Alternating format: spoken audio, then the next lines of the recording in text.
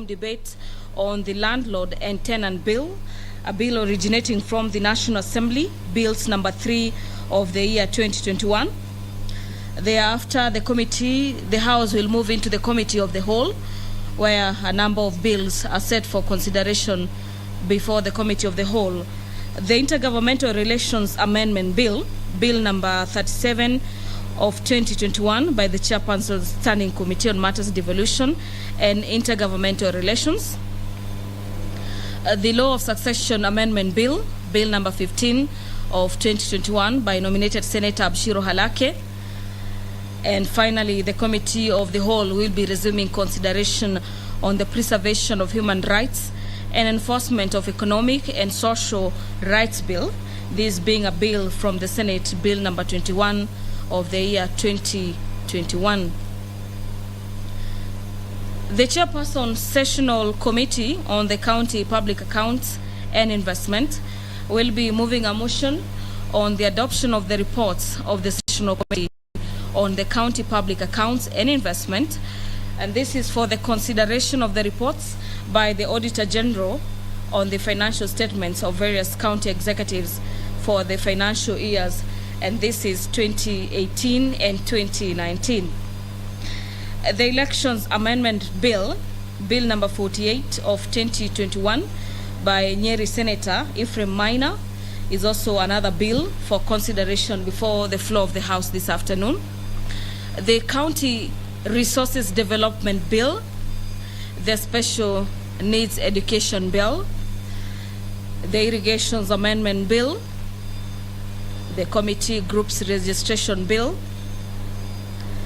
the Street Vendors and Protection of Livelihoods Bill, Bill number 7 of the year 2021, is also another bill that will be considered before the floor this afternoon. Besides the elections bill by the Senator for Nyeri County, the Senate is also set to consider the Elections Campaign Financing Amendment Bill, Bill number 51 of the year 2021 by Senator for Narok County, Senator Ledama Olekina. Similarly, the House will equally be considering a bill by Senator for Narok, the Elections Amendment Bill number 2, Bill number 43 of the year 2021.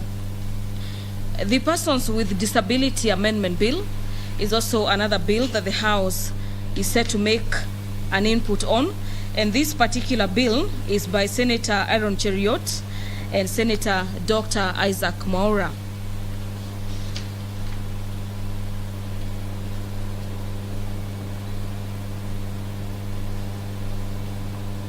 A couple of reports from the Auditor General will also be tabled before the floor this afternoon, and that totals to 13 reports of how different county executives utilized their budgetary allocation, and this is for years ending June 2020 and June 2019.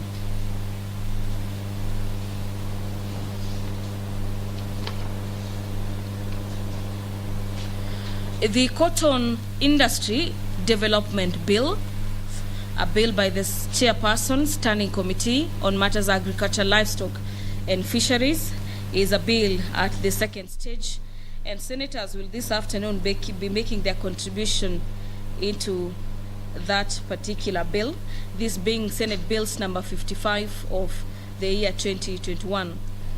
Nominated Senator Sylvia Kasanga will be moving a motion on the fast tracking of the cultural development in counties, that whereas Kenya is a multi-ethnic and multiracial country and with rich diverse resources, the Senate should formulate cultural development policies and matters initiatives to inculcate stronger and community values to safeguard Kenya's heritage and recognize local heroes and promote socio-economic opportunities in the counties.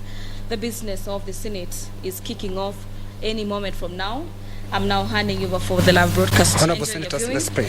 Good afternoon. Almighty God, we beseech you to behold with abundant favor and blessings as your servants whom you have been pleased to call to leadership position in this republic. We seek guidance to treat and consider all matters shall come our deliberation in so just and faithful a manner as to advance the peace, prosperity, and welfare of our country and of those whose interests we have committed to a charge. Amen.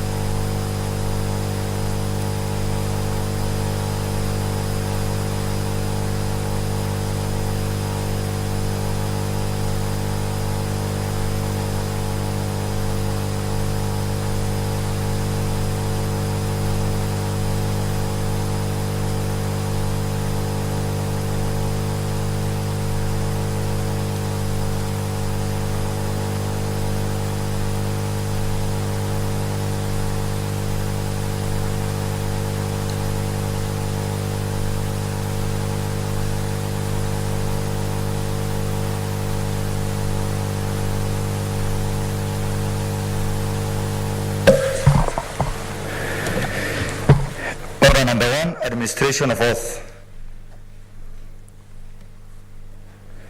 Order number 2, communication from the chair. Order number 3, messages. Order number 4, petitions. Order number 5, papers.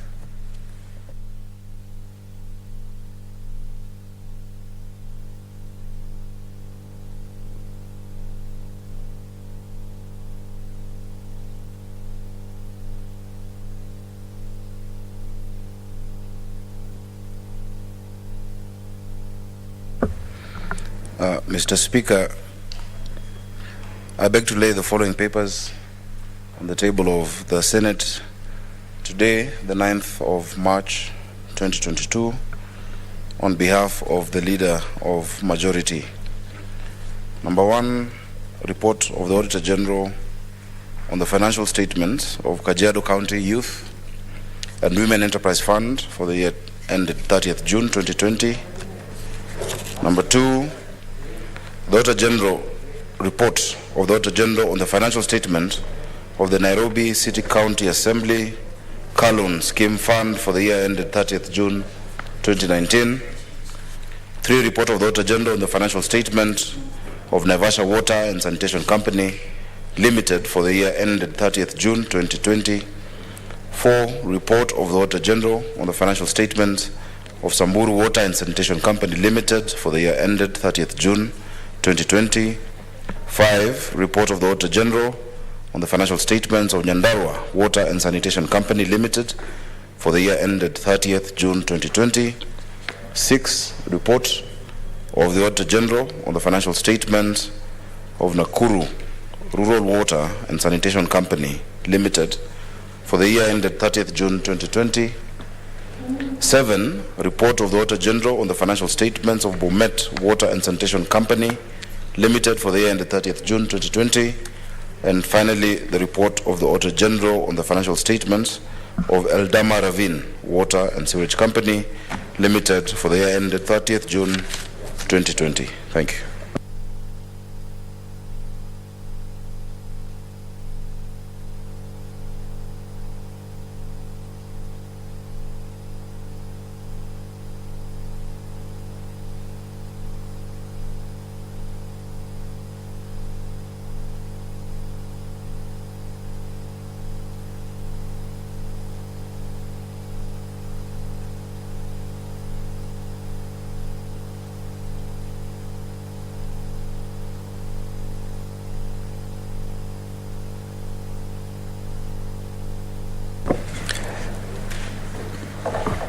Senator Milgo.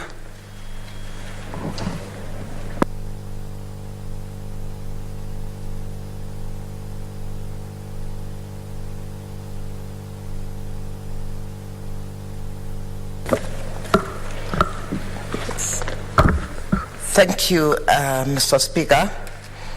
I've got two reports to lay on the table.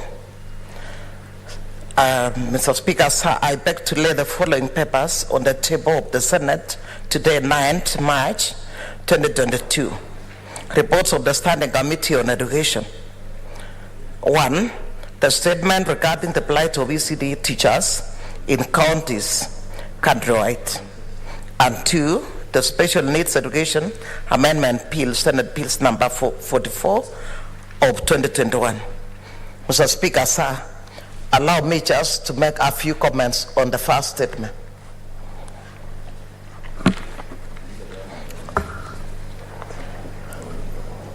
Please proceed. Okay, thank you. Thank you very much, Mr. Speaker, sir.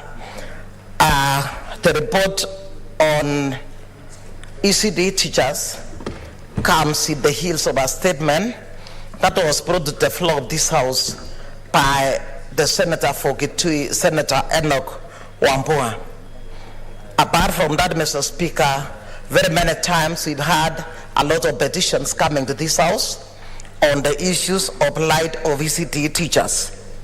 Mr. Speaker, sir, my committee was able to also proceed with that statement, and I was able to call on board a number of stakeholders to answer to this issue of ECD teachers. Mr. Speaker, sir, this statement was brought on 15 September 2021, and in the statement we were supposed to investigate reports that most counties pay ECD teachers below the gazetted government minimum wage in violation of Article 41(2)(a) of the Constitution. And 2, we were to establish who is responsible for streamlining the terms of service of ECD teachers as they are currently employed and remunerated under different terms of service, with some receiving a stipend instead of salary for work done since 2013. And number 3, Mr. Speaker, to establish the progress made by the county governments towards implementing the draft scheme of service of ECD teachers that was validated by various relevant agencies or stakeholders, including the Teacher Service Commission, the Salaries and Remuneration Commission, and the National Treasury.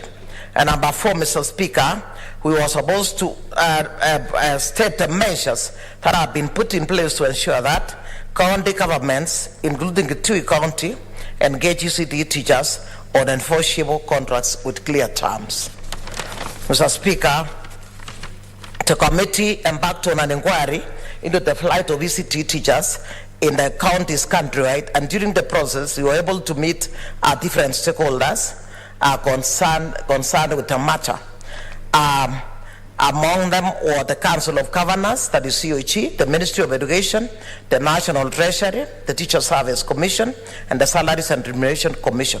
What came out of this, Mr. Speaker, is that we established that recruitment of ECD teachers is done by county governments from a pool of teachers registered by the Teacher Service Commission, and that the county governments are supposed to ensure that ECD teachers' recruitment policies are fully implemented. And 2, Mr. Speaker, there is an approved scheme of service, a detailed job description, and remuneration structure for all ECD teachers. And number 3, Mr. Speaker, whereas the COG issued advisory to county governments on the implementation of ECD teacher schemes of service, only 8 county governments are fully implemented them, and 16 are reported to be on the finalizing stage to bring on board all the teachers that is based on the scheme of service.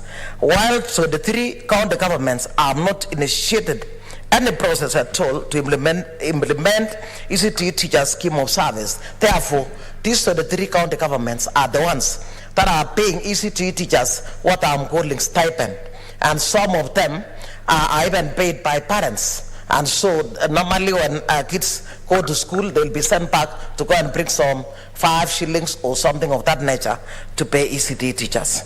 Number 4, Mr. Speaker, that there are 42,457 ECD teachers employed by the county governments, out of which only 13,502 are on permanent and pensionable terms, while 28,955 are employed on contracts. Mr. Speaker, sir, there is a third category of about 4,563 caregivers who are engaged and remunerated by school management boards or the Parents Teachers Association. The committee further observed that there is more focus in terms of content and curriculum development on other levels of basic education by the Ministry of Education and the Kenya Institute of Curriculum Development, that is KICD, and GSC at the expense of the early childhood education, ECE, but education. And Madam, Mr. Speaker, I'm sorry. Mr. Speaker, you realize that ECD is the foundation of education. And with the competence-based curriculum, it will be a nightmare to be able to, for those kids, to be able to actually understand what is going on in the upper classes without a proper foundation in ECD. The committee, Mr. Speaker, also established that ECD centers have relinquished their physical facilities such as classrooms for use by host primary schools, leaving learners congested in 1 or 2 rooms and teachers without a staff room, which complicates their efforts to prepare and deliver lessons. And Mr. Speaker, some of them are even learning in some makeshift classrooms, Mr. Speaker. And I want to say here that these are very little kids, Mr. Speaker. We are actually trying to change their mindset. We have to actually provide them with a conducive environment to actually make them understand that this country loves them and education is a good thing, so that when they change the upper classes, they'll be able to join in a seamless manner. However, we treat very little kids. Some of the ECD centers, Mr. Speaker, we did discover that they did not even have wash materials, and therefore the little kids just are given a tiny classroom that is made, some of them are made on mapatis, and then at the end of it all, they are also asked to go and borrow wash facilities from neighboring villages. Mr. Speaker, sir, there is no specific budget from the Ministry of Education that is allocated to provide ECD services, and majority of the county government spend a great percentage of the education sector budgets on bursaries for learners at both secondary and tertiary levels, which are not default functions. Mr. Speaker, sir, it is quite unfortunate that maybe by a slip of the tongue, one of them told us that it is not, building wash facilities, building ECD classrooms, to not get a political mileage, as opposed to even giving out bursaries. And so I think we need to actually stamp our authority as a house to ensure that the county governments take up the issues of ECD teachers and takes it up with a matter of seriousness it deserves. Mr. Speaker, sir, based on the observations, the committee therefore recommends the following: that all the county governments should implement the ECD teacher scheme of service, provide budgets for ECD teachers, salary increments, and the Council of Governors should submit a report to the Senate on the implementation status within 60 days after tabling this report. Number 2, Mr. Speaker, Council of Governors and other education stakeholders should review the job description and roles for the ECD teachers and submit a revised report to SRC for job evaluation within 90 days from the date of tabling this report. Mr. Speaker, sir, the COG and Teacher Service Commission and KICD should within 90 days after tabling this report establish modalities and create a collaboration framework on ECD teachers management, career progression, and capacity building. Mr. Speaker, sir, we did realize, we established that actually issues of capacity building is a nightmare when it comes to ECD teachers. Actually, any teacher is going to teach in that ECD unless we stamp our authority with issues ECD our senders and our learners in those particular areas. Number 4, Mr. Speaker, the county governments, in collaboration with their respective county assemblies, should consider enacting legislations aimed at increasing annual budgetary allocation to ECD sector to at least 10% of the county revenue. Mr. Speaker, sir, there is a motion I brought to this house some time back, and I was speaking to the same issue on 10% of the county revenue. I even did this before becoming chair of education, and if that one is followed up, and we have 10% of county revenue, we shall be able to turn around the education in our counties, because without a foundation, Mr. Speaker, I want to tell you the upper levels of education will be very shaky. Number 5, Mr. Speaker, that is recommendation from our committee, is that Parliament should expedite processing and the passage of the county government's grants bill 2021, that is the Senate bill number 35 of 2021, that speaks to issues grants, so that county governments can be given a grant, and this same grant should be ring-fenced to ensure that it is used in ECD centers.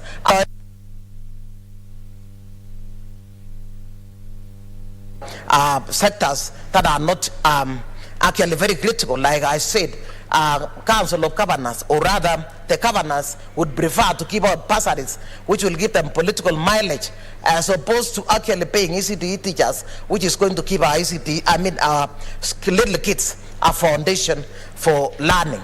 All the time, Mr. Speaker, we keep saying a county and a country is as good as its education, and without a good education, a country cannot go very far, because it's there where you get the human resource to drive the economy. Mr. Speaker, sir, as I conclude, I wish to take this opportunity to thank all the members of the committee for their immense contribution during the inquiry and consideration of this statement that culminated in this report. The committee wishes to thank the officers of the Speaker and the Clerk of the Senate for the necessary support extended to it in the conduct and execution of its mandate. Mr. Speaker, sir, it is my pleasant duty on behalf of the Standing Committee on Education pursuant to Standing Order 48.3b to present the report of the Standing Committee on Education on the consideration of the statement on the plight of early childhood development education ECD teachers in the counties. I thank you. Thank you, Chair. That was very good observation, and as well as very good recommendation. Chair, Standing Committee on Tourism, Trade and... Sorry, Mr. Speaker, sir. I would have begged to have at least 1 or 2 comments to this statement. It was a very critical issue. Yes.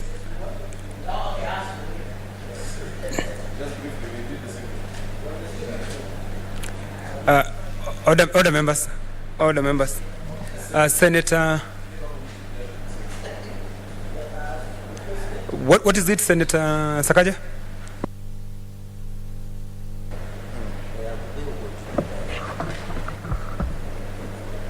Thank you, Chair. Even as we thank the Chair of Education for that good report, I'd just like to make a few observations. Really would like your indulgence and that of the Secretariat to give a way forward to the House. Chairman, on the 1st of December, the Labour Committee tabled a report on the same matter. That is on the labor issues around ECD teachers. Because the biggest issue they have across the country is really labor issues. One, they don't have a harmonized scheme of service that's being implemented, and that now different counties have different standards. So you find that 2 classmates who went to teacher training school together, when they are posted, one is posted in Bomet, another one is posted in Kericho, which are right next to each other, one is earning twice the amount the other one is earning, Mr. Speaker. Senator Getrum Suruve, Senator Sakaja is on a point of order. He's on a point of order. You can't inform my point of order. So, Mr. Speaker, I just wanted to ask you, because, Mr. Speaker, in our report, I've had some similar recommendations, but we asked, because as the chair has noted, there was a working document that was done by the Council of Governors together with SRC and TSC for the schemes of service, which has been not formalized. And so what we said is that in 3 weeks, the Council of Governors was to submit that document to the Senate, to present it, so that the Senate considers and ratifies it. So once we consider and ratify that working document, then there's an existing, it's binding to the counties. Thereafter, Mr. Speaker, instead of just asking different counties to budget, because other counties say, okay, we'd love to add it, but look at our fiscal position, we're actually not able to add, to double the salary or to reach that agreed amount. So you might find if the agreed amount is 20,000, maybe in Marsabit County they're being paid 25, but in Nairobi they're being paid 10. So you need to be able to bring Nairobi to 25 or to 20, whatever has been agreed upon. And so there was a need for the Senate thereafter, in the allocation of revenue and division of revenue, especially the allocation, to actually earmark certain funds so that we can harmonize all the ECD teachers in the country. So my ask is this, Mr. Speaker, that before this report or the recommendations are dispatched, because the COG will not act and they'll take it as an excuse to say there are two conflicting demands of us from the Senate, which is why, Mr. Speaker, the Secretariat should be harmonizing. We have a joint Secretariat, that the two reports are asking the COG, she's asked the COG to do something in 60 days. We had asked for something to be done in 3 weeks. So they first do that, and then based on that, there should be a uniform, direction from the Senate to the COG. That is the direction you need to give, Mr. Speaker, because it's a burning issue. You know how it is in Laikipia. I have so many nursery schools or early childhood schools in Nairobi. The state of it is terrible because of these teachers, and I know that's the case in each and every county. If we do that, then the Senate will not have acted in vain or dealt with it piecemeal, county by county. I don't think the governor of Kericho, when he went there, he actually listened to us and he immediately issued directions. They brought them up to a certain level of salary. They were doing supplementary and Bomet as well. But you cannot do that based on the subjectivity of which governor agrees and which one doesn't. That's why the Senate must ratify that working document on the scheme of service. But I want to thank Senator Milgo. Incidentally, she was with me when we did that as well, because she's a member of the Labour Committee, and I think the Senate is richer for having her in both Education and the Senate and Labour Committee. Thank you. Thank you, Senator Sakaja. Senator Cherargei.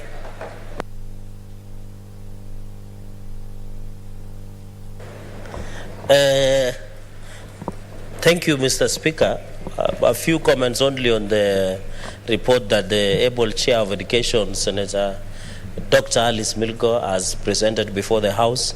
I think last week, Mr. Speaker, sir, I did make an impassionate appeal that the issue of ECD teachers, we must have a seamless engagement with Council of Governors and other stakeholders so that we can have harmonized scheme of service. I think I was in the House when the Senator Sakaja's led committee tabled a report, and I'm happy with the committee of Senator Alice Milgo. They have given us a serious raft of recommendation, and one of them is harmonized schemes of service for our ECD teachers, like ensuring that they get a good salary increment, they get necessary personal emoluments as per the law, and they are protected under the labor laws. I think that is very critical. And another important point that they have made is that the Council of Governors must have a joint approach on the issue of ECD teachers. As I indicated last week, Mr. Speaker, Nandi County, and it is very sad, that Nandi County ECT teachers are paid 10,000 per month without personal emoluments, without allowances, Mr. Speaker, and 10,000 shillings can do nothing. You can't even pay rent, you can't pay school fees, you can't pay NHIF or any other statutory deductions. And that is what is happening in Nandi County. And and I agree with Senator Milgo that governors are trying to use ECT teachers as campaign tool. For example, my governor a month or 2 weeks ago or 3 weeks ago called entire ECD teachers of Nandi County fed them, then lied to them that if you vote for me nomination, I will renew your terms in June. It is very unfortunate. We can't use our ECD teachers as a rubber stamp to ascend to political offices. After feeding them, singing to them campaign songs, promising them heaven on earth, it has never materialized, Mr. Speaker. And it is 10,000. I've heard other counties are paying less. We should have an harmonized payment of ECD teachers. And that is why I requested that even if the Council of Governors do not have a way of developing a harmonized scheme of service, they can even consult the Teacher Service Commission and the other stakeholders like NAT, KUPPET, and other educationists, so that we can have a joint approach. And I think the best legacy, Mr. Speaker, of this Senate House in this 12th Parliament, before we go to the next Senate, the third generation of devolution, Mr. Speaker, is ensuring that we have ECD teachers on permanent and pensionable terms, harmonized schemes of service, and avoid these people who want to use ECD teachers as campaign tools, Mr. Speaker. And therefore, I made passionate appeal that the ECD teachers must be given their rightful share, they must be paid, and he has made a point that governors prefer giving out bursaries. And as I conclude, Mr. Speaker, they prefer giving out bursaries because it's more politically convenient to do so. Not knowing that these bursaries they are giving, and also I've seen governors also find it politically convenient to build ECD centers as opposed to taking care of the human resource of our ECD teachers. Because you can have beautiful buildings, you can have beautiful ECD centers, but when you have demoralized ECD teachers, and these are the foundation of our children, Mr. Speaker. For example, and ECD centers are very important. You know, they are like caregivers. They are like day caregivers. A child goes 2 to 3 years PP1. They can't even don't know how to use toilets. They don't know how to take care of themselves. It is ECT teachers who are co-parenting, by the way, in short. They are co-parenting, and therefore they have a unique place in our society. I know for Nandi we don't have even enough ECD centers. It has been a challenge because we would have a proper ECD center where our children can, even when it is rainy season, when it is cold, they can be able to learn in an environment. So I really want to thank the committee and look forward to that. I don't know whether that direction, Mr. Speaker, will be effective of directing or requesting the COG to give us a way forward. But I think the best legacy is to engage them and ensure they give us a way forward before we go for these elections of August, and I think that is very important, Mr. Speaker. And secondly, I can assure you, in the formation that I'm in, we'll ensure, Mr. Speaker. I want to rule it this way. Senator Sakaja, Chair Labour, and Senator Milgo, Chair Education, you harmonize your report, because I heard what Senator Sakaja said. He said you are a member, or you are a member, at least, so that we have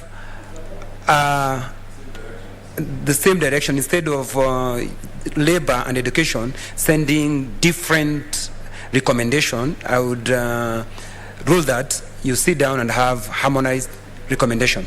Thank you. Chair. No, I have ruled him out of order because we cannot be dealing with COG to give us recommendations. Yeah, that is out of order. Yeah. No, we are done. The time is off. The last paper is Chairperson Standing Committee on Tourism, Trade and Industrialization. If the chair is not there, the vice chair. Oh, Gertrude Msuruve.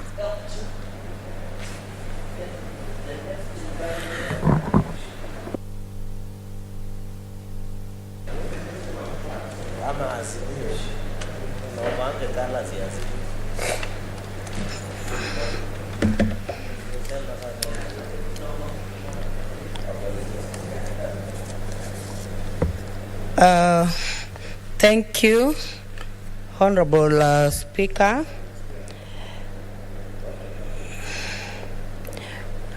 I wish to table the report of the Standing Committee on Tourism, Trade and Industrialization on the consideration of the Street Vendors Protection of Livelihood Bill, Senate Bill number 7 of 2021, pursuant to Standing Order 143. Chair, before I lay the paper on the table, I would like to just comment that this bill seeks to provide a framework to regulate the business of street vending in the country. And Chair, the Honorable Speaker, it is very clear that we do not have a framework that regulates street vending. So when it comes to this bill actually has specific objectives, that is entrenchment of the rights of informal trading and regulation of informal trading, designation and use of public space for informal trading, effective organization and regulation of informal traders, and public participation in the regulation of vending. Honorable Speaker, this bill was first read on 11th May 2021, and it was committed to the Committee of Trade and Industrialization pursuant to Article 118 of the Constitution. And the committee held 3 sittings. 2 of them were in-house, just to get to understand the bill. And then the third one, the committee engaged the stakeholders. Honorable Speaker, the committee also had a public hearing on 14th of June 2021 with various stakeholders. A number of stakeholders were brought on board, like East Park was brought on board, COG was brought on board, and GEC were also present. Honorable Speaker, on 18th of May 2021, the committee placed advertisements on local dailies, local radios, calling for public participation and submissions. And following that advertisement, the committee received submissions from East Park, COG, and GEC. Following the submissions, Honorable Speaker, the committee observed and made the following recommendations. First of all, the committee observed that the Street Vendors Protection of Livelihood Bill is timely, and if it is enacted, it will provide the much needed framework to regulate the business of street vending. And Honorable Speaker, it is very clear that when it comes to street vending, there is no regulatory framework, and this retards the business of especially common wananchi, who we really seek to defend. So the committee observed there was no legal framework, and also, Honorable Speaker, the committee also observed that there are challenges when it comes to street vending. So this bill comes in timely to ensure that those challenges are brought, to an end. The committee also observed that the specific objects of the bill as provided in clause 3 of the bill are in line with part 1 and part 2 of chapter 4 on the Bill of Rights of the Constitution. And the committee also the bill also outlines the respective functions of the national government and the county government. The committee also observed... Senator Gertrude Msurove, you are just supposed to table the report. The report. I just give leeway just for some few comments, but now you have gone beyond. Thank you, Honorable Speaker. Just to, before I lay the report, Honorable Speaker, I was just bringing on board the fact that this report brings in the functions of the national government and the county government, which are very important in ensuring that street vending is a business that is not ridiculed and it is also given a status. So, Honorable Speaker, following your instruction, Honorable Speaker, I beg to lay the following paper on the table of the Senate today, 9th March 2022. The report of the Standing Committee on Tourism, Trade and Industrialization on the Street Vendors Protection of Livelihood, a bill, Senate Bill number 7 of 2021. As I thank everyone else who participated. Thank you, Honorable Speaker.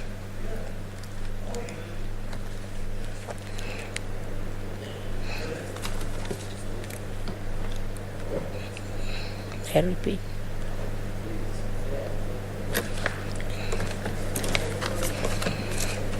Amen.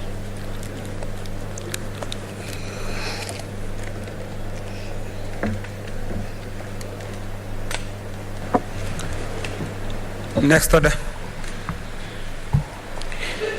Order number 6, notices of motion. Order number 7, statements.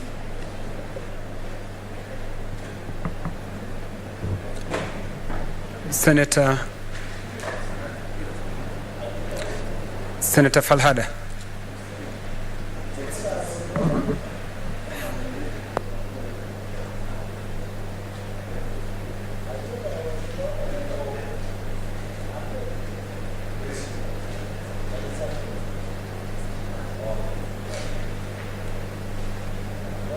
Senator, you can go to the dispatch box.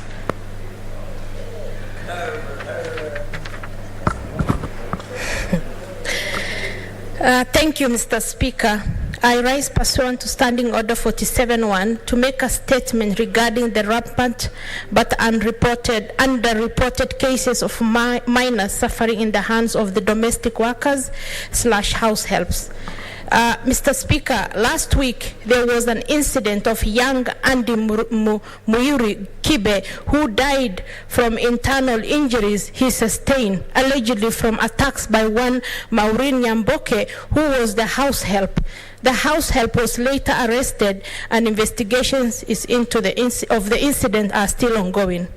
In Mombasa, a 21-year-old woman who confessed to filming herself defiling a 4-year-old boy and posting it online was sentenced to life in prison by senior resident magistrate Florence Macharia. The investigating officer of this particular case unearthed how child pornography syndicates collaborate with house helps to abuse children and film them pedophilic acts.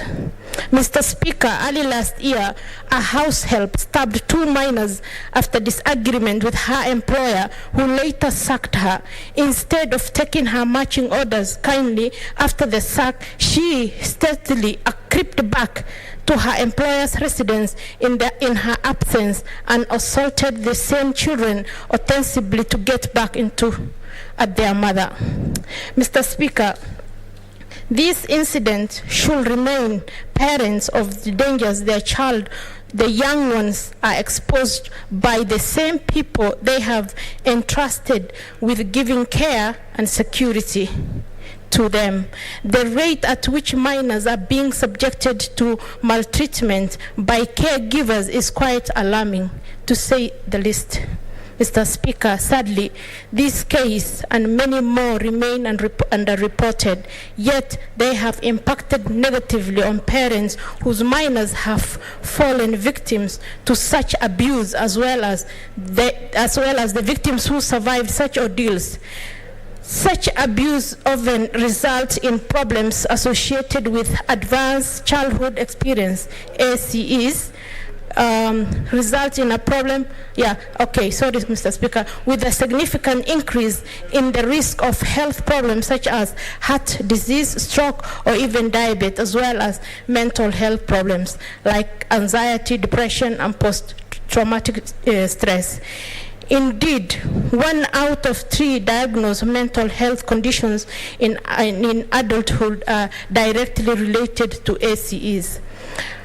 With such a grim outlook, Mr. Speaker, it is advisable for prospective parents to obtain relevant documentations such as a photocopy of identification card of the house help for future reference.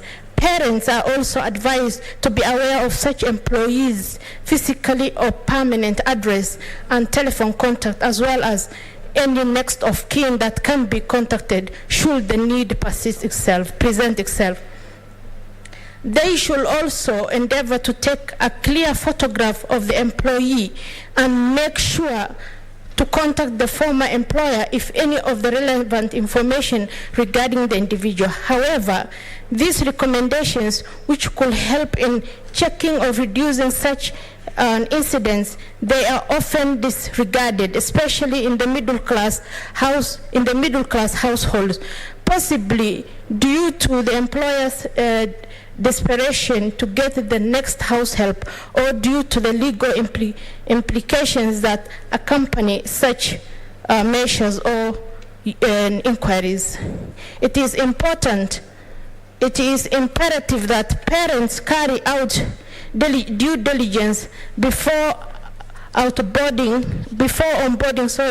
any individuals as an employee offering these important services in order to ensure the safety of our children, if for nothing else. Thank you, Mr. Speaker.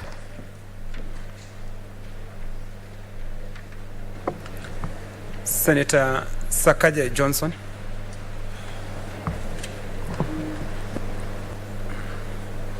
Mr. Speaker, just very, very briefly, I initially wanted to comment, then I thought I shouldn't comment because some statements just make you upset as a parent and angry. But, our work is not to be angry or upset, it's to provide solutions. Mr. Speaker, it's really disheartening what is happening in this area of domestic work. There's a bill I brought in 2015 that we passed that created an authority that, Mr. Speaker, if that authority was working as it should be, the National Employment Authority, instead of just looking at external domestic labor migration, even locally, Mr. Speaker, it was supposed to be like the National Employment Bureau, where, Mr. Speaker, anyone seeking for a job or anyone who's getting employment should have been on their database, that they vet and accredit, such that if today you want a plumber, today you want a house help, you go to that database, need somebody accredited, vetted even by NIS, and then you can get them to your house. Parents are at a loss, number one. You entrust somebody with your child. You go to work, you're paying them a salary, you don't know what is going to happen. A child is at risk at the place that should be the safest to them, at home. It's extremely, extremely disheartening, and I think for those cases that have been mentioned and found, the harshest law should be applied to them. But, Mr. Speaker, even as parents and as employers, we must look at ourselves. Very many employers are mistreating these house girls. Very many employers, I've heard of cases where these domestic workers are not given food, or they're told to I know someone where they sleep at the balcony. They're told you don't eat what the family is eating. You cannot treat somebody as a second-class person and expect them to treat your child with dignity. These are also human beings, Mr. Speaker. Mr. Speaker, I think it's give and take.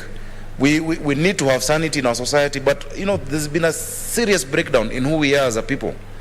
And I think if there's something urgent that we need to look at as leaders, even outside Parliament, is what is this moral breakdown that is happening in our society. From the case of the young lady on Wangari Maathai Road, which was the ultimate paradox, that expression from those border riders was something different. Mr. Speaker, yesterday I saw a video of Kenyans stealing rice from a truck that overturned. Decent people stealing sacks of rice and I think other foodstuffs, There was a smartly dressed lady, her husband has opened the boot of their car for her to bring, and the person recording is asking, why are you stealing? There is such a serious breakdown in our society. We must do soul searching as a country. Mr. Speaker, we've become competitive to a fault.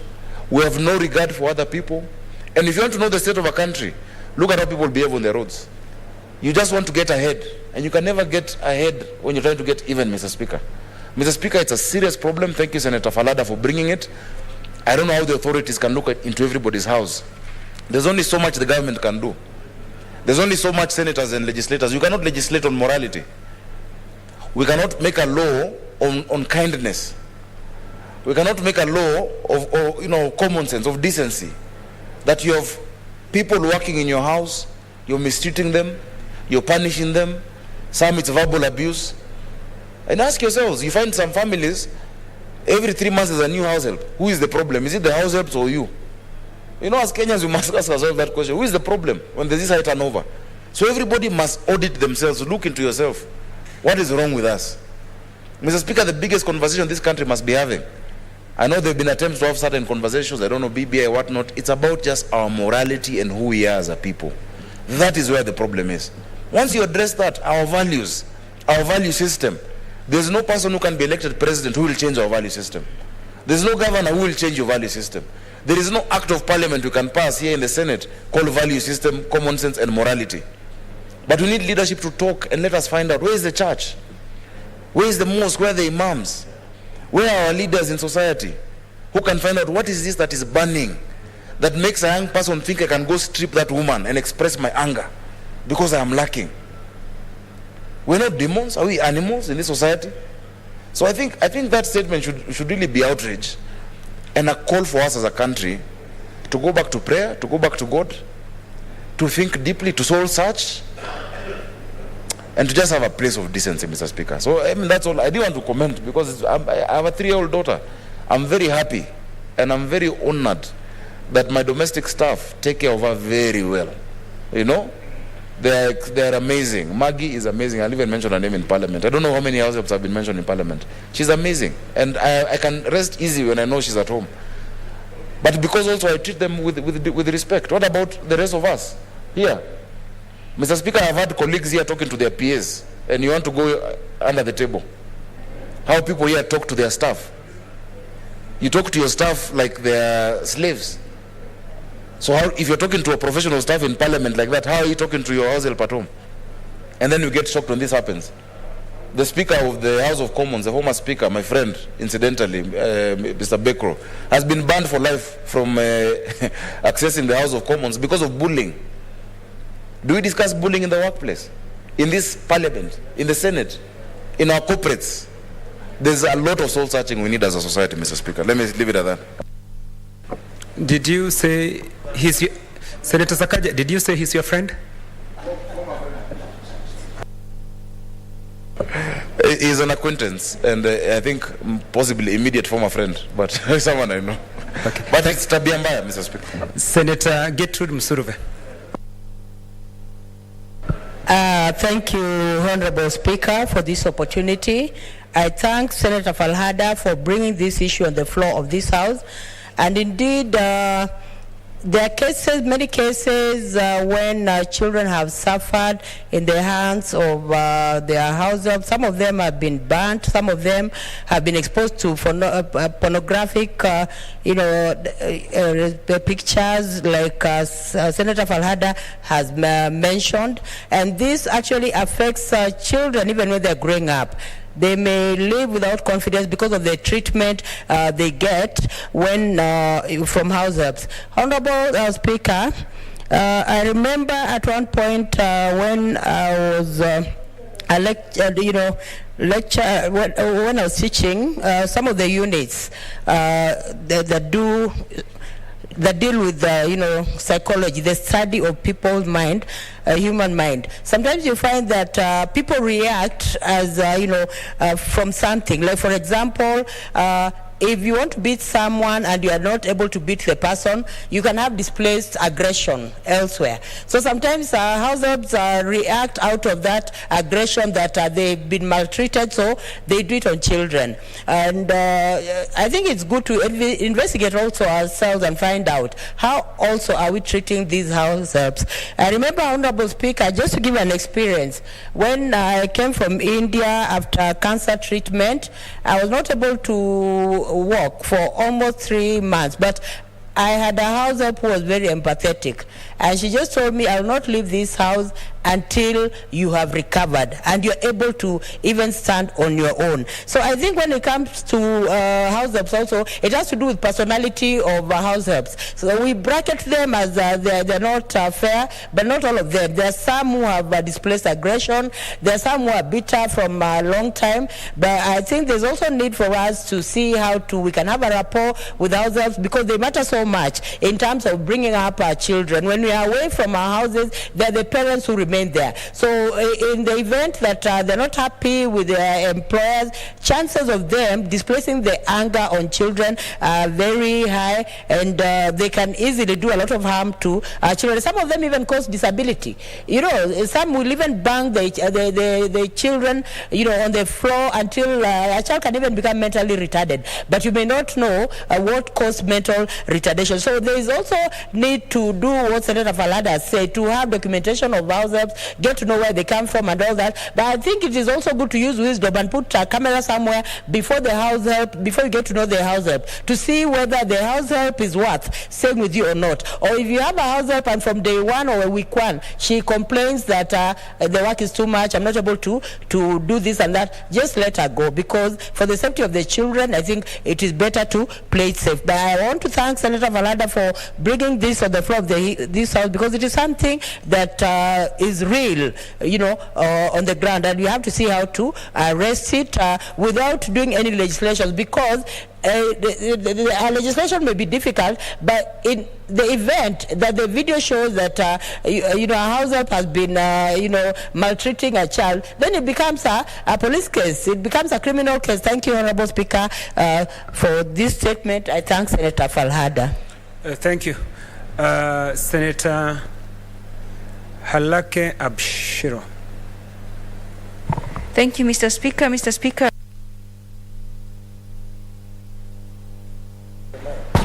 Thank you, Mr. Speaker. Mr. Speaker, I rise to support this statement by my sister, Senator Falhada. As a young mom, I'm sure she's concerned and would like something done about this.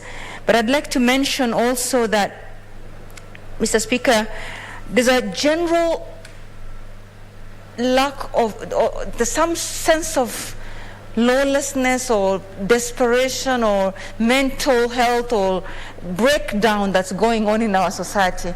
You saw what happened on Wangari Maathai Road the other day. You saw what happened in many places, people turning on each other, our policemen turning their weapons on the people they're supposed to be you know, protecting. Cases of suicide even, you know. So there's something really happening, and that beyond even just us looking at the caregivers or domestic workers that are abusing our children, because the majority of domestic workers are very good people. They work for us. They've helped us, especially as working moms, to make sure that we actually get to come here and to do all our work.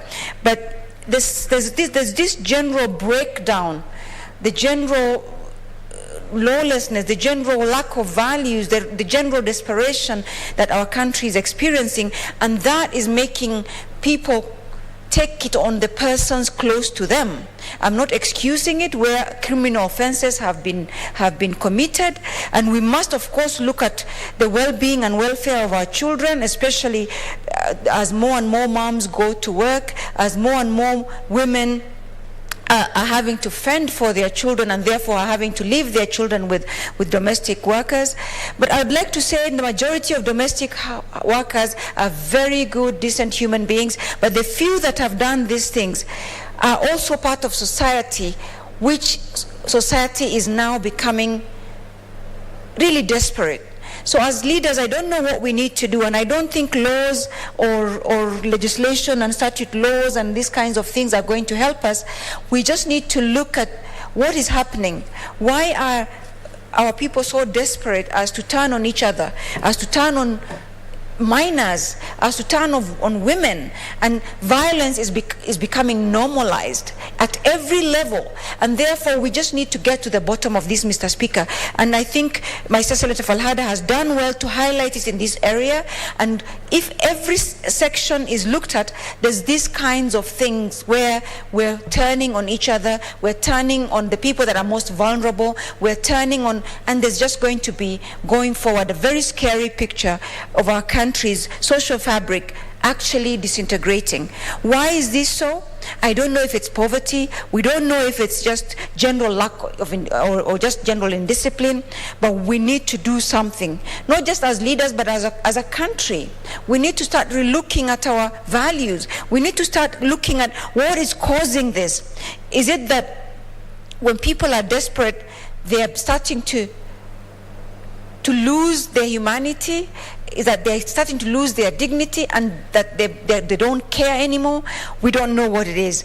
But again, there's a lot of mental health issues, and the mental health issues are cutting across every part of the society, including even our domestic workers, who are perhaps even subjected to a lot of stress themselves by ourselves sometimes. I'm not saying that should then make them do that to our kids, but there's just general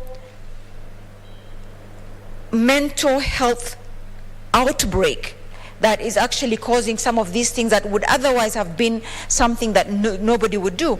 Even in war, women and children were always spared, but now it's as if we are turning on each other, and we need to go to the bottom of it. And I think that looking at our mental health issues would be a good place to start, because I don't think any right-thinking person would hurt a child or kill a child or do these kinds of pornographic acts on children. It's just becoming one of these things. Is the access to these kinds of things within the social media, is the access also causing these kinds of things? Are we seeing a situation where perhaps the world is becoming a global village, and these kinds of bad behavior or bad filters are coming through? We don't know what it is, but as leaders, I think this is something we should be aware of. We should start really seriously thinking, how do we lead our country, our people, and look at some of these things. And because this particular one is facing the most vulnerable of our community, which is our children, something has got to be done. I don't believe that something is laws, because again, laws are as good as what is implemented, and laws tend to be correct, not preventive.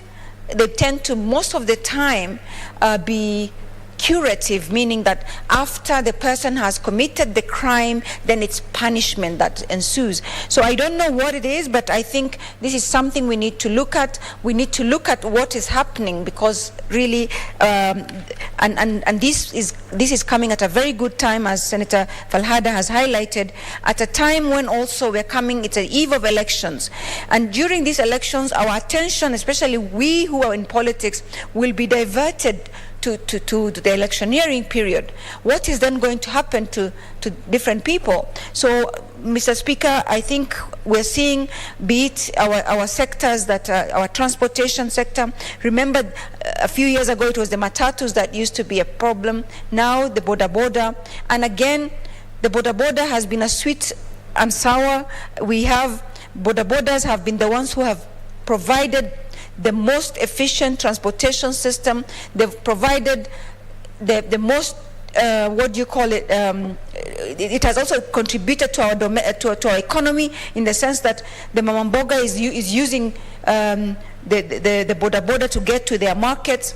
It's a very useful service they're providing. But at the same time, what is causing the stress that they have?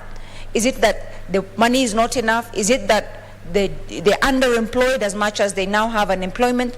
So these are some of the things, and I think these kinds of stresses and kinds of mental breakdown needs to be looked at. And I think we need, as leaders, to actually dig deeper to the cause of these things, as opposed to the cure for this thing. I thank you and hope that we can find a solution, because I don't think I stand here to provide a solution, but to give my opinion on it, and that it's much bigger and much more deeply rooted than just the manifestation of it. I thank you and I support and I congratulate Senator Falhada. Thank you. Senator Samson Cherargei, on your statement, not commenting on this because of time, on your statement.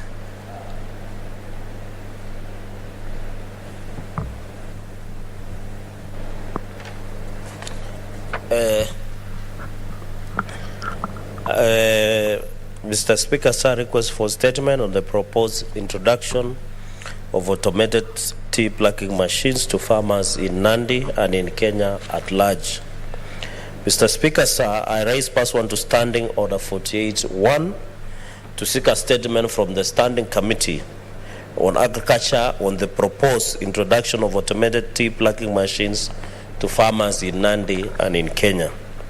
In the statement, the committee should, 1, state why the government has resolved to introduce the automated tea plucking machines to farmers without considering the thousands of manual laborers who will be rendered jobless if these tea plucking machines are introduced in our estates, in Nandi Hills constituency and other parts in Nandi and across the country. Mr. Speaker, sir, provide the exact number of tea plucking machines already acquired by tea estates and companies in Nandi County.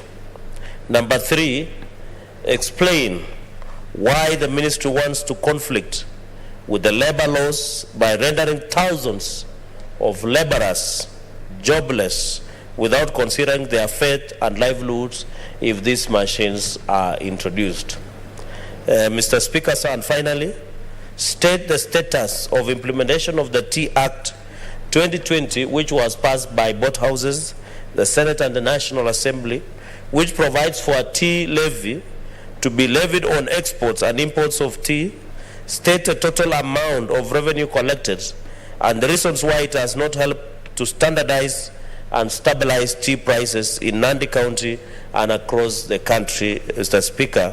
And most of the tea estates and companies have introduced these tea plucking machines and tea plucking machines across the many tea estates in Nandi County, and some of the tea companies already have acquired them. But I think because some of them fear the public repercussions, they are hiding it. So we need the government to investigate and the Committee of Agriculture on the way forward on this issue. I thank you, Mr. Speaker, sir.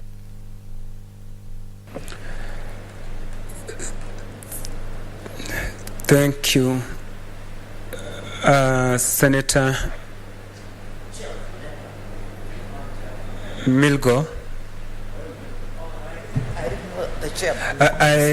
Do you want to comment on that? Now that the chairman is here, let me allow him, because I under to speak on behalf of Labour Committee. But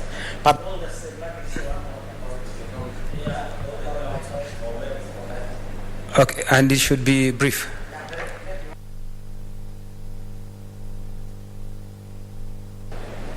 Okay, thank you, Mr. Speaker. I think this is, let me thank Senator Cherargei for bringing this statement. And these two issues are very critical. First of all, the issue of the tea plucking machine that is being introduced now in the factories. I'm sure my chair Labour will be able to expound further. But then I think in a short while, maybe that will be the way to go, based on the fact that we started the tea estate. They explained to us how it is expensive to use manual labor. But then our major challenge is the inflation. A few minutes ago, we got a statement about abuses by our house helps. But I think looking into that, there is something further to that, apart from just the physical issue we are looking at. Yesterday, we were treated to the the issue of Nairobi case, something further to that. So what we are saying is, the more we take away jobs from our people, the more we are creating problems to ourselves. And I think if machines are going to be introduced, I think something else should be done so that we still need to engage the human resource to that is manage these machines, and then at the same time they should be paid that is the commensurate amount of funds, because we did realize in the TSA that even the workers, the two workers that are pushing the machine, a very heavy machine, and in a short while those workers can easily fall down dead, because even their hands may not even be able to function normally come the future. So I think we need to streamline issues of the machine before we begin to observe into our tea plugging either estates or maybe in the villages. Otherwise, I think I support the fact that we need to do investigations further to avoid sending our workers home and become helpless.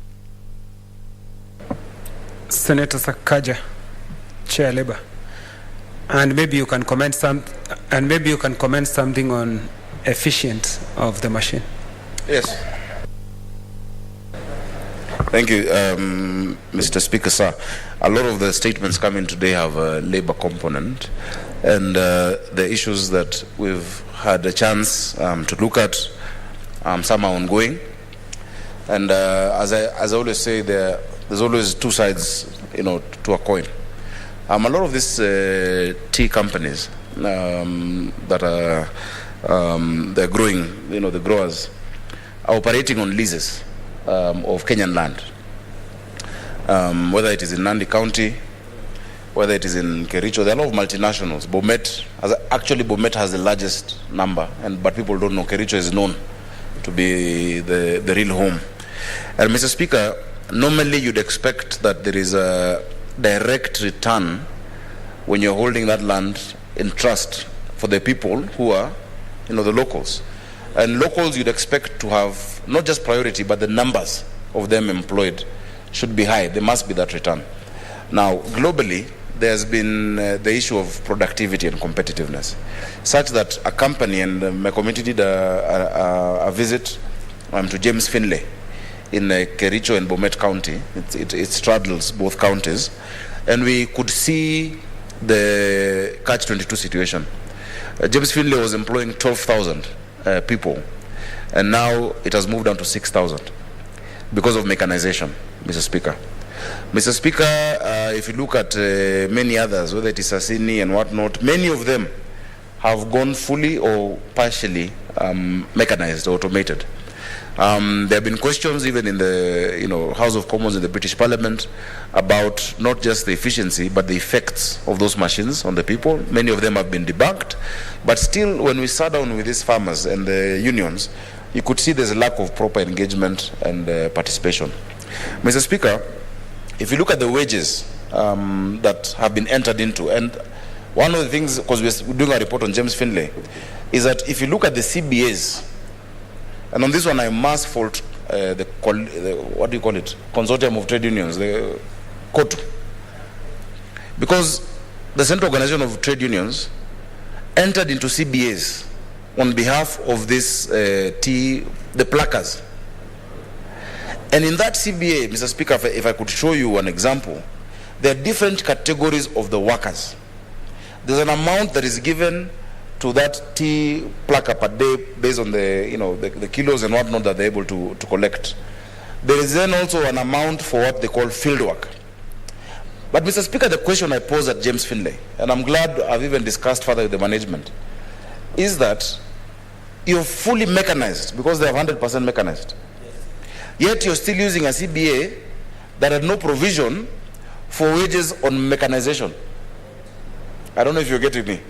So the worker who is running the machine of the mechanized tea plucking is being paid under a CBA of manual labor. One, you've reduced from 12,000 to 6,000, and you're paying them based on what they're calling field work, which is less than the plucking.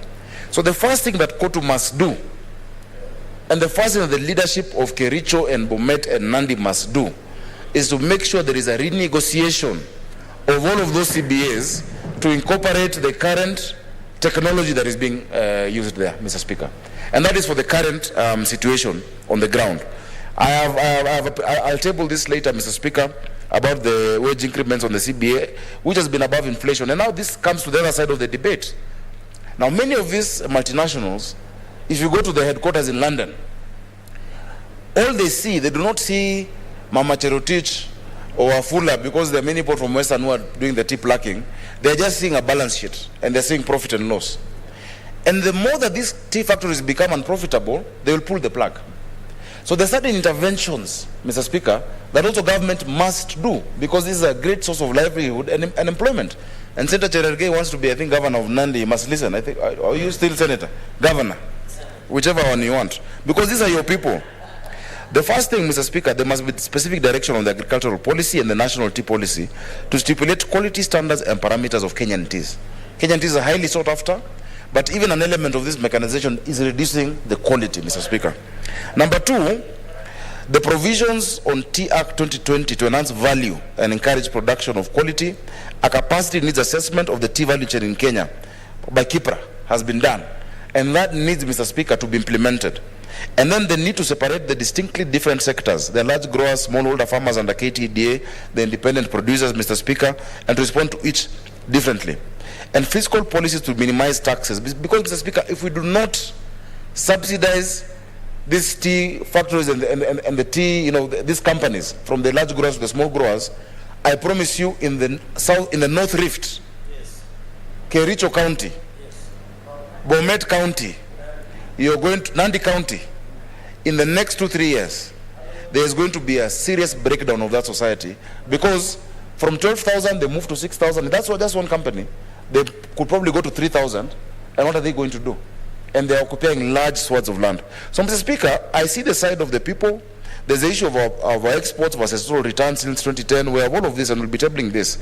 But you must, as a bare minimum, before we address the larger interventions by the national government on the tea sector, we must have a renegotiation of all the CBAs for the companies that have mechanized, because the CBAs are about manual plucking. It cannot be the same. It takes a skill. And those machines take a toll. They're not simple things. It is not a lawnmower. It is not a small thing you're pushing around, Mr. Speaker. Yeah? So we must renegotiate, and we're going to give a timeline. So, Mr. Speaker, I beg your indulgence that even as his statement, I think will be responded to by which committee, I don't know. If it is mine. Agriculture will bring the labor aspect, Mr. Speaker, in 2 weeks. We have a retreat next week in Mombasa, and my committee will then bring the full report on James Finlay, because that was a direct question that was asked on James Finlay. And James Finlay is a good company. In fact, they asked for intervention. They wanted to do power production to help subsidize their costs. The county government of Kericho had sat on that document for so long. But this breakdown, the Senate, through one phone call, I just made a phone call to the governor, and they have gotten the approval to do the power production in Kericho, which will reduce at least their cost, so they can take care. I can see the manager and the team, they actually want to help, but they're constrained by the vagaries of the economy. So we will have a balance. We'll give a report that addresses both issues, Mr. Speaker. I thank you. Thank you. Senator Cherargei, what's it? Information to Senator Sakaja that in that statement is this aspect of labor part, but it largely is the labor agriculture. And secondly, Mr. Speaker, sir, is on the issue. I want to say, as of now, when you go to Nandi Hills sub-county or Nandi Hills constituency, most of the young people are now standing on the roadsides because there is an introduction of tea plucking machines.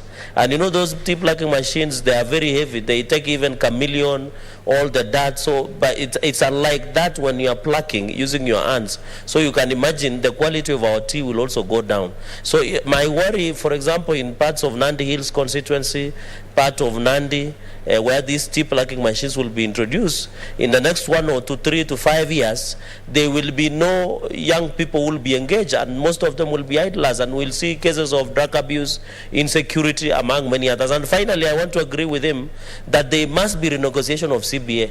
And I think COTU must be called out, because it looks like COTU did go with bed.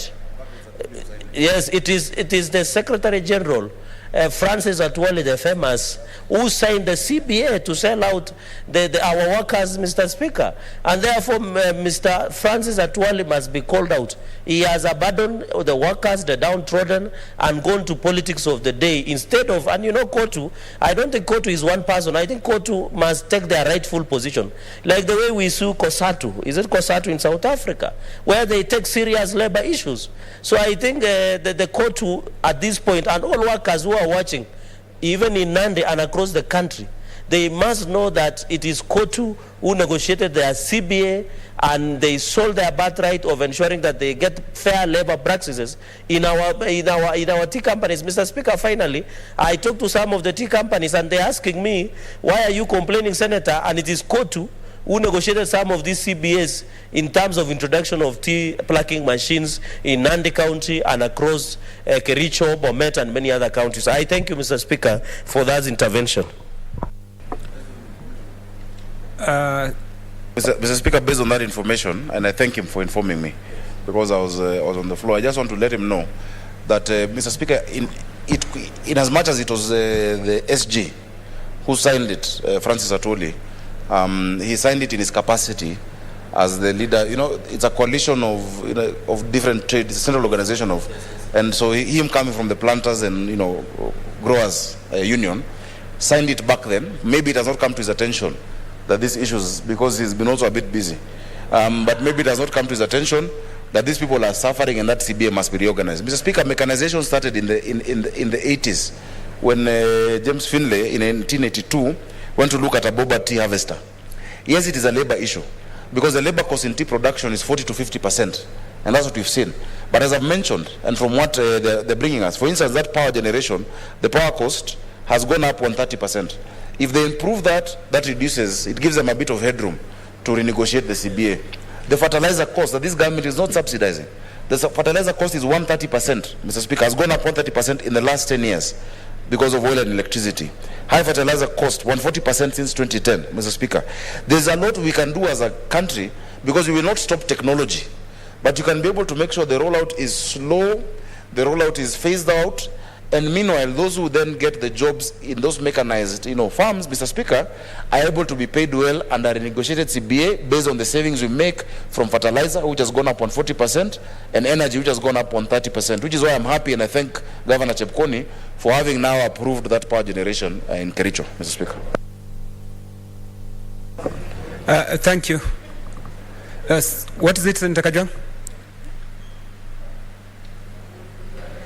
Mr. Speaker, I've been following the conversation and the statement request by Senator Cherargei online, but because it's difficult to contribute online, I opted to come to the House. The reason why we ask for statements on the floor of the House is to get the response of the executive and to get clarity on policy measures taken by the executive. It then becomes difficult, Mr. Speaker, if we raise the request for a statement, and then as a House, we go ahead to respond to it, and then we continue to debate, and then we go further, Mr. Speaker, to name persons who are not members of this House and blame them for some of the problems that are cited in the statement.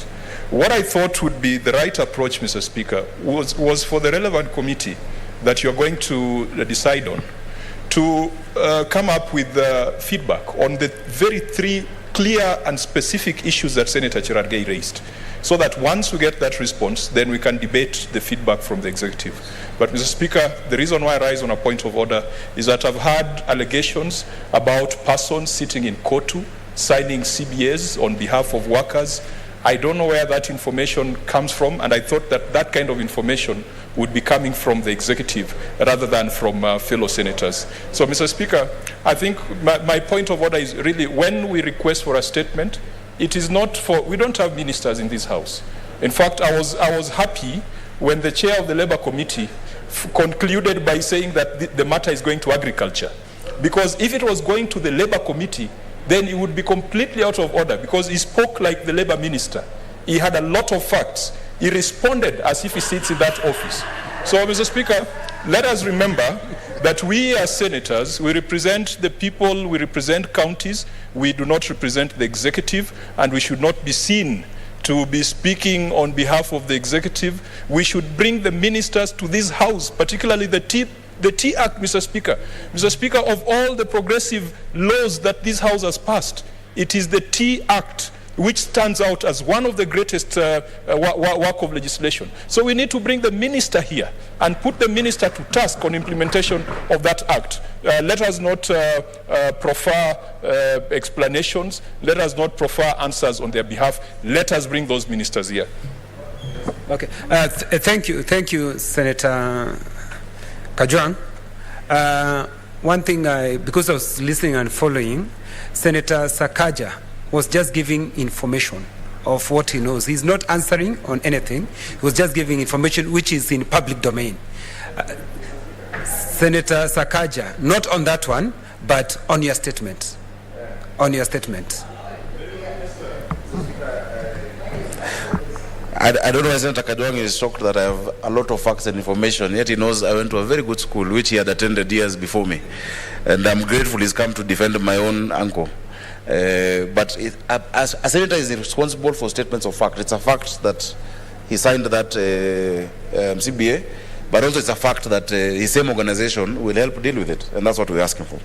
Mr. Speaker, pursuant to Standing Order 48.1, I rise to seek a statement from the Standing Committee on Finance and Budget on the financial status of Nairobi City County in view of the medium-term debt management strategy paper for the financial year ending 30th June 2023, recently tabled by the county government, proposing the sale of county assets to honor some of its debt obligations. Mr. Speaker, in this statement, the committee, led by Senator Kibiru, should provide a detailed status of all of the assets and liabilities of the Nairobi City County that they own directly, through its agencies, and also through the Nairobi Metropolitan Services. All assets and liabilities being held under those three. Number two, outline the strategies put in place by Nairobi City County towards settling all of its debts, which are now standing at 76.9 billion. Number three, provide a status report of the 4.4 billion loan owed to the Kenya Commercial Bank by Nairobi City County, including the procedures following in procuring that loan, Mr. Speaker. Number four, explain why the county government is defaulting on its loans that have led to accumulation of penalties and interest, which may make the county government lose its credit rating and hinder its borrowing in future when there's a future governor and government in Nairobi. And five, explain how the county government of Nairobi will fund its budget if it implements the proposal to dedicate one of its source revenue, which it says, to the repayment of a single loan to KCB, considering the underperformance of its own source revenue collected over the years. Mr. Speaker, this statement is very urgent. There is an attempt to sell assets of Nairobi County belonging to the people of Nairobi.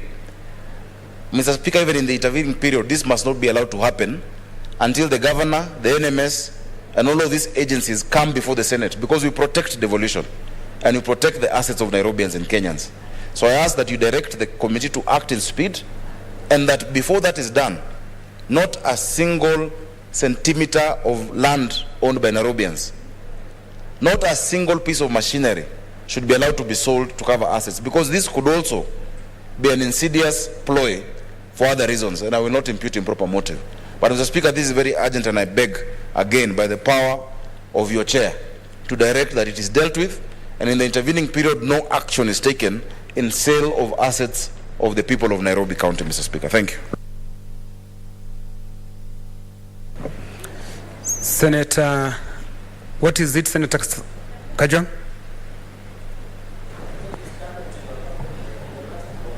Mr. Speaker, it's not coming to Devolution Committee. I think the statement was directed to the Finance Committee. But Mr. Speaker, I wanted to, just as someone who has dealt with similar matters in the past, Mr. Speaker, when I chaired the Public Accounts Committee, the then governor of Nairobi, Governor Mike Sonko, came before the Senate and explained the circumstances under which the 4 billion, which I think now has become a 5 billion loan, were incurred. Mr. Speaker, there are reports that we have brought to this House with very clear recommendations that the Public Accounts Committee brought to this House. Part of what we need to do is to see to the implementation of some of those recommendations. If I recall, Mr. Speaker, the governor for Nairobi came to the Senate and informed us that because a third bank was offering better rates, Mr. Speaker, the original loan was taken from Equity Bank. And then along the way, they made a decision to sell the loan to KCB Bank. And along the way, they made another decision to sell the loan to UBA Bank. The interest rate on this loan, at a time when we had interest rate controls, Mr. Speaker, the interest rate on this loan was almost 30%, at a time when the average interest rate was 12 to 14%, because there was something that had been applied called penal interest, that the county had delayed in making their installments, and so the county was paying almost 30%. Mr. Speaker, just to inform Senator Sakaja, the impact of that penal interest and the impact of the interest on that loan means that everything that is collected from Gikomba market, from our mothers, from those hustlers, from those sufferers, all the collections, daily collections from Gikomba market, does not go to develop the city. It goes to refinance that loan.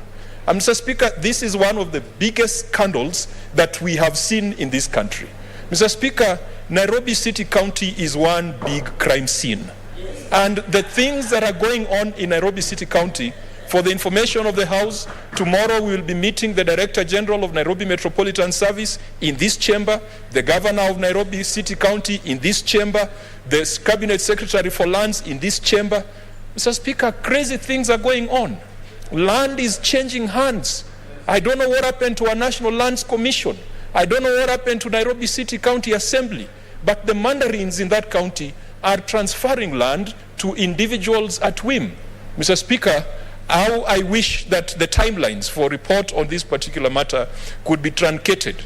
When this session started today, Mr. Speaker, I think earlier in the morning, Senator Wambua had asked the Speaker to direct that some statements should be responded to in a speedy manner. How I wish that this statement by Senator Sakaja could be dealt with within the next 7 days, because a lot of evil things are going on, especially as people are looking at end of term, as people are looking at end of deeds of transfer, and as those people who are sitting in those offices are looking at a dark future politically after the next general election. Mr. Speaker, would I be in order that you rule that this matter be dealt with within the next 7 days, and if possible, be addressed not just by the Finance Committee, but by the Committee of the Whole? Senator Cherargei.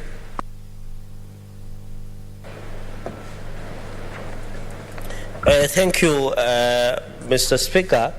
You know, it's hard to speak after one of the best CPIC chair that we ever had in our term and in the history.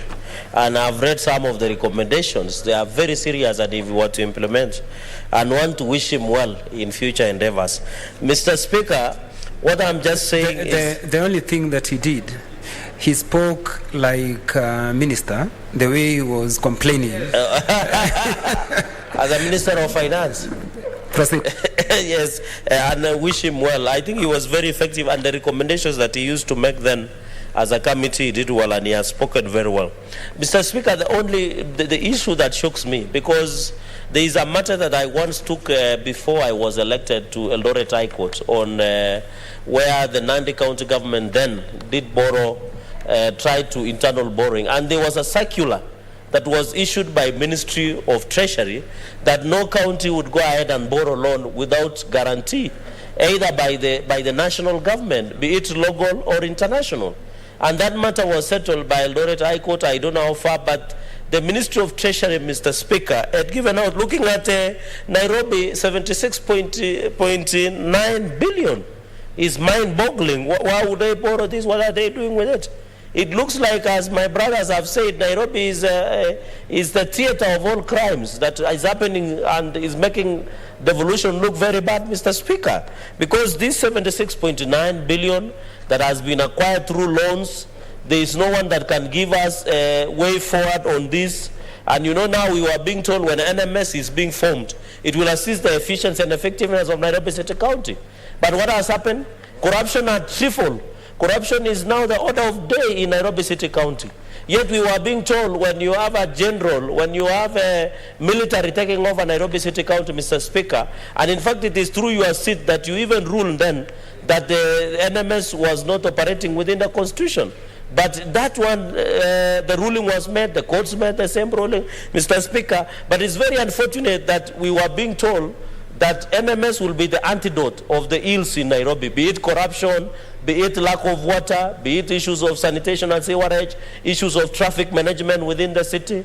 But unfortunately, Mr. Speaker, a question of 76.9 billion, and you will not be shocked, Mr. Speaker, and I doubt I heard the chair of devolution, my brother Senator Moses Kajwang, saying the Director General will appear before the Senate. I'm telling you, he's not the lieutenant, he's not the commander of the armed forces in the country. A general will only appear before the commander-in-chief.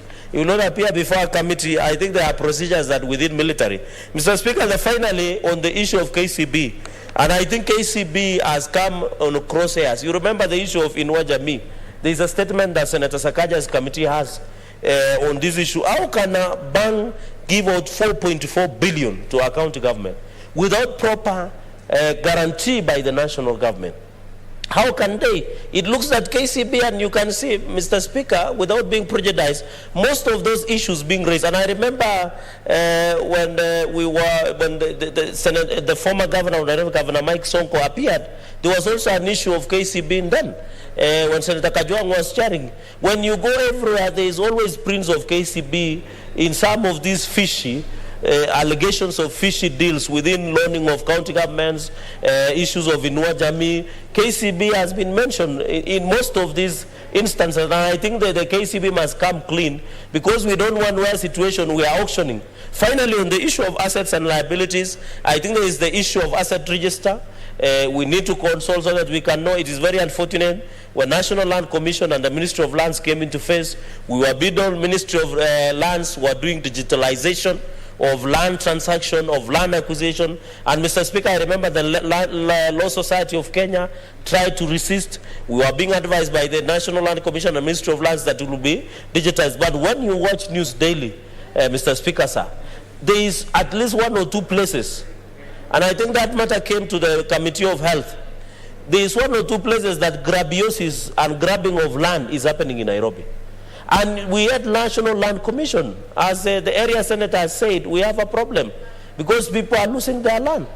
People, I saw a Mzungu, some landowner of origin of European was being evicted, Mr. Speaker, because of the land had been allegedly transferred in a irregular manner. So, Mr. Speaker, when the governor appears before this committee, and when I don't know whether the general will appear, we don't know, because we are not the army, and you know they will take about the protocol in the army, but when he appears, he must tell us what 76.9 billion will happen. And Governor Sakaja is here, sorry, Senator Sakaja is here. We hope he will not pay back this loan if these people do not explain how this loan was acquired. I want to beseech to Senator Sakaja, God willing, if he becomes the governor, he should not pay this money until we are told what really happened. I thank you, Mr. Speaker. Thank you. I direct that this statement be taken to Committee of Finance, and the report should be brought in this House in 21 days. So directed. For the convenience of this House, I want to rearrange the business of the House, and we go to order number 22.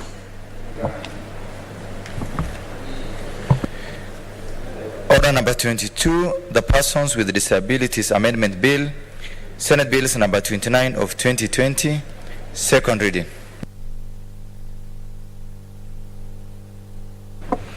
Senator Isaac Mwaura.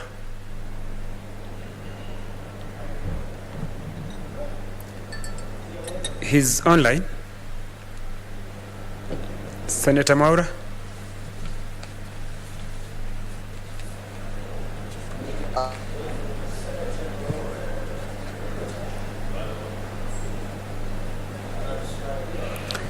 Senator Mwaura, can you hear us?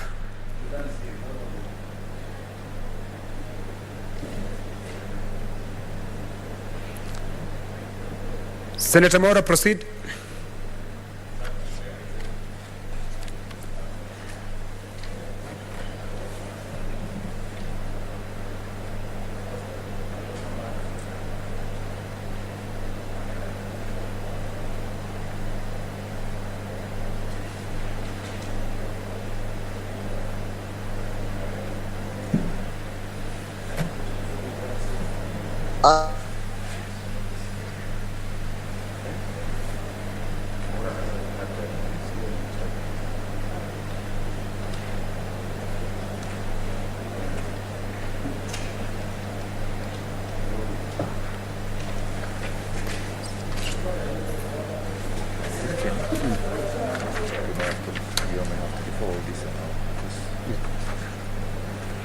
Senator Mwaura.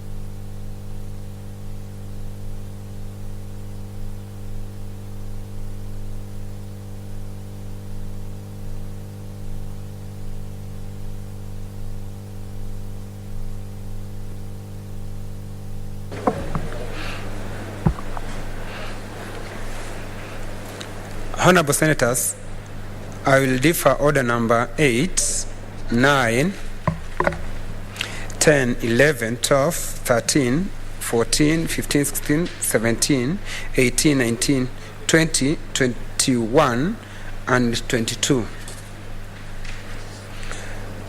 We go to order number 23, and I can't see the mover. Order number 24 as well. I can't see the mover. Order number 25.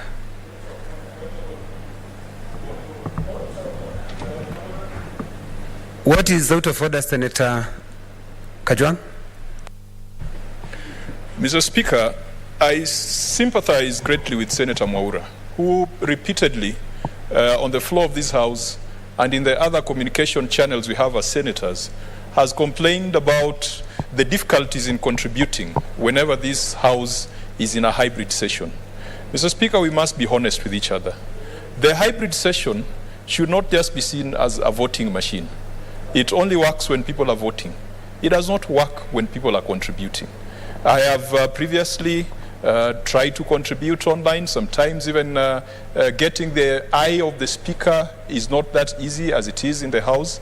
And I think that senators also need to be given an explanation. Why 2 years down the line, since the advent of COVID, we have not found a proper solution, a proper legislative platform that can ensure confidentiality of our discussions, the integrity of our communications, and you know, all those attributes that you need when using technology in such a sensitive setting. Mr. Speaker, at some point we were told that we were developing a proprietary platform by the Parliamentary Service Commission, which then would replace the Zoom that everyone can access. I think, Mr. Speaker, this legislature, because Kenyans and the entire world holds it in extremely high esteem, Mr. Speaker, even if it's not for this parliament, but for the next parliament, because I wouldn't wish that we scrap the hybrid approach, but for the next parliament, we must make the right investments. Senator Mwaura consistently tries to connect, and I don't think it's for lack of bundles, Mr. Speaker. And many other senators, sometimes they try to contribute. And I don't know, I don't want to say that the gentlemen and ladies sitting at the clerk's office only make it work during voting. No, it's just because during voting the whips work more aggressively. But Mr. Speaker, I hope that when a member attempts to contribute online, and they are moving a bill and there are technology challenges, then that order is deferred the way you have rightfully done. The order is not dropped.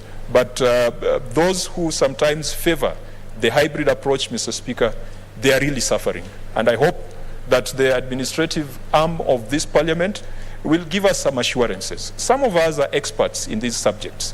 And if the way we consult our senior counsels on legal matters, if we just looked at the members of this house, there are people with serious competencies on some of these things. Technology and digital platforms.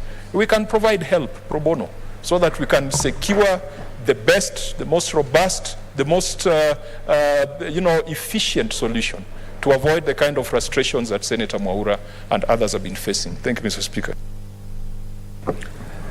Senator Kajwang, you have been heard loud and clear. What is it, Senator Cherargei? Mr. Speaker,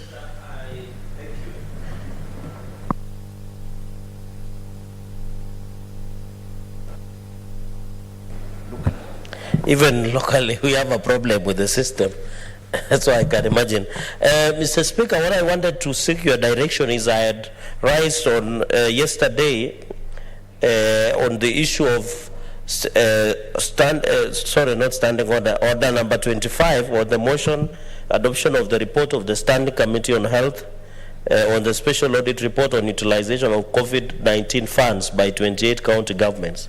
Mr. Speaker, if you have noticed, and I hope a number of in SBC, this motion or this order has been on the order paper for the longest time possible. I thought there was a direction from your chair that if a statement, motion, or bill overstays without the mover of that motion or bill, then they are obligated to drop, Mr. Speaker, because personally, I've been religiously attending sessions hoping that the Employment Amendment Act of 2021, where employers should not call their employees beyond 5 p.m. in the evening. And I would really have wanted to move. Why don't these people who are, Mr. Speaker, the SBC should liaise with the movers. The day they are available, their order be put on their matter be put on the order. So that if people like Senator Sakaja, myself, Senator Kajwang, the Siaya Governor, Senator James Orengo, can have a point, Mr. Speaker, of when they are appearing in the House, they tell us, we appreciate that, Mr. Speaker, most of us are busy with the campaign schedules and here and there meetings, but Mr. Speaker, let us not have an order overstaying. On the issue of COVID, Mr. Speaker, some of us want really to know what happened with the COVID funds. Most Kenyans died, Mr. Speaker. Most Kenyans lost their jobs. Most Kenyans lost their businesses. And the COVID funds were supposed to use to trade them, to ensure their properties are lying, to ensure that their business is back on track. We would really want to know what happened with our COVID funds, so that when we go to the election, Mr. Speaker, our voters should know if a governor misused the COVID funds, like what happened in Nandi, they should not see back their seat, Mr. Speaker. I thank you. Thank you, Senator Cherargei. What is it, Senator Sakaja? Mr. Speaker, on both of these issues, the coming of COVID-19, I think, was a curse, but also a blessing. And Mr. Speaker, if you remember, at that time I was chairing the ADO committee looking at COVID.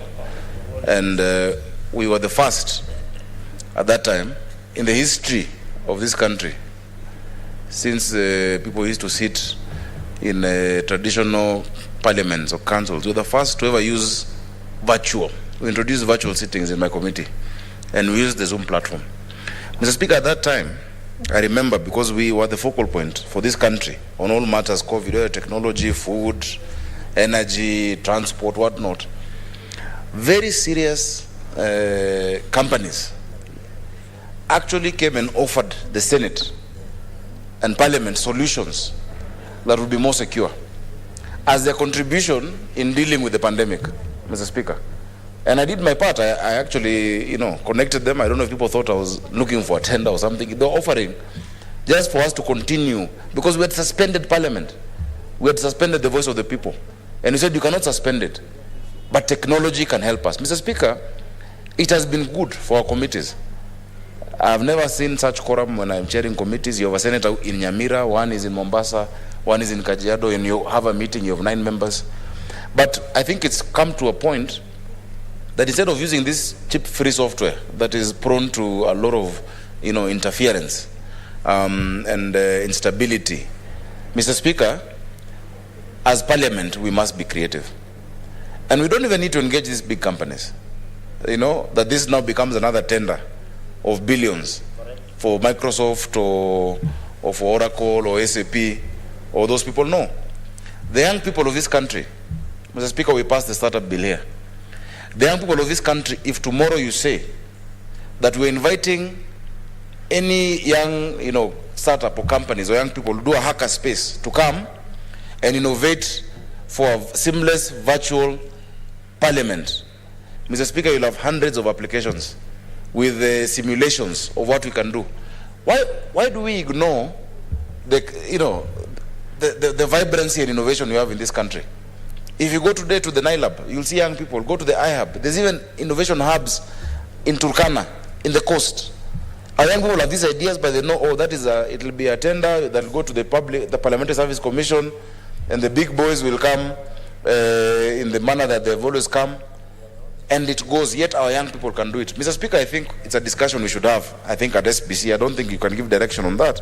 Though, of course, I'm not limiting your powers. You can't give direction. Because since 2018, we've not been able to vote using these electronic devices. What are they here for?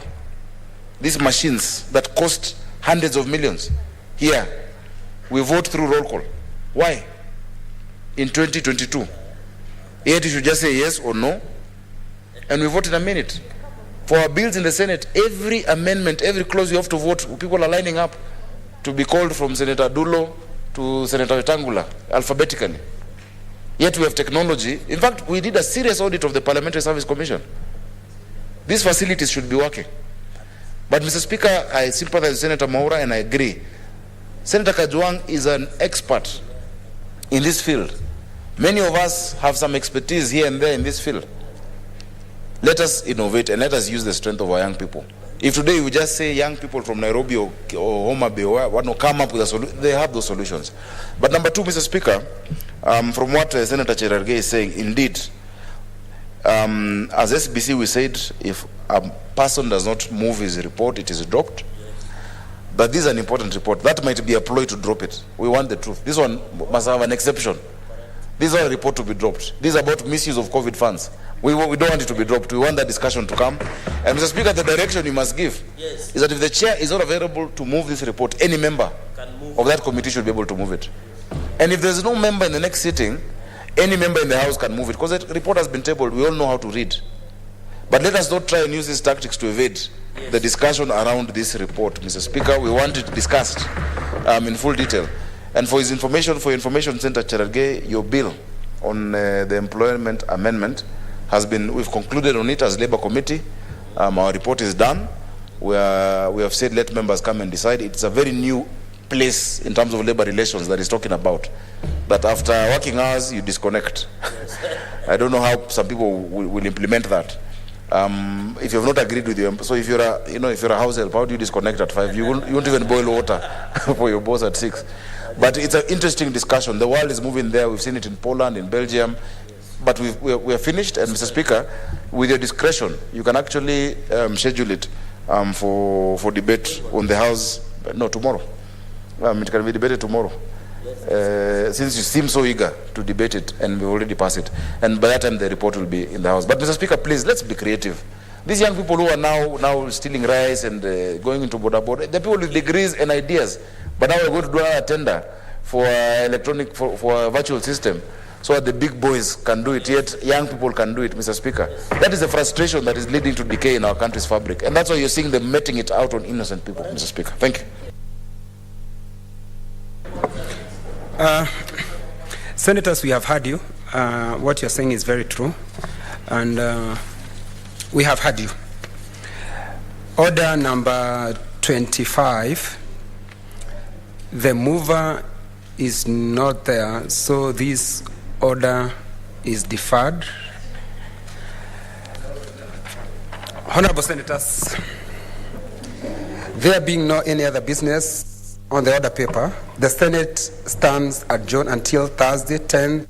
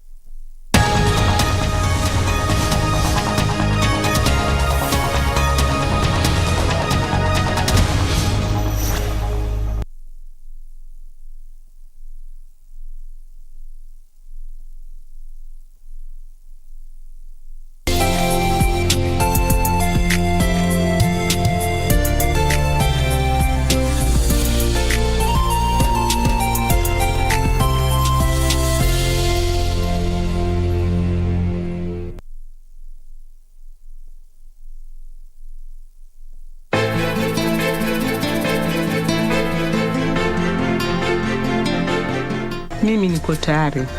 Roho ya Kwame lazima tuachane nayo kabisa. Una uwezo sawa na maadui zako.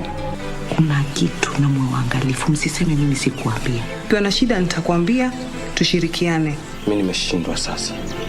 Sijui hata mama anaugua nini. Nafikiri umezirai. Uko sawa? I think I know what is going on. Really?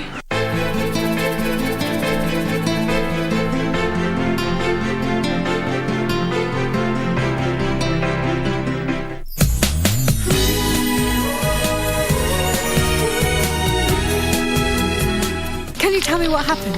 Huh? First they drove you out of the house, and now he's getting a divorce from you? Don't they know that Jack's the one to blame for all of this? I won't let them get away with any of this. Easton's going to face 3 years in prison. No way! You can't do this to my brother! Thank you. Thank you. The way I see it, your dad is going to leave all his money to her unborn baby.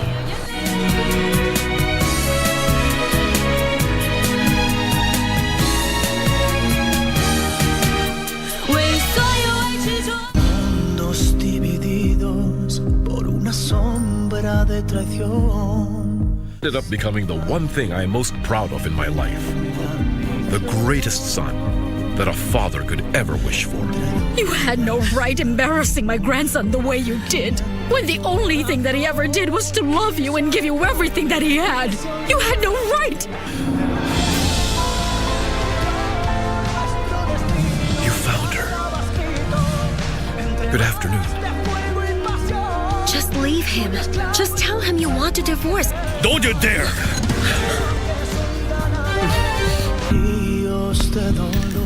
Lying heart. Fue sembrando el veneno y la ambición.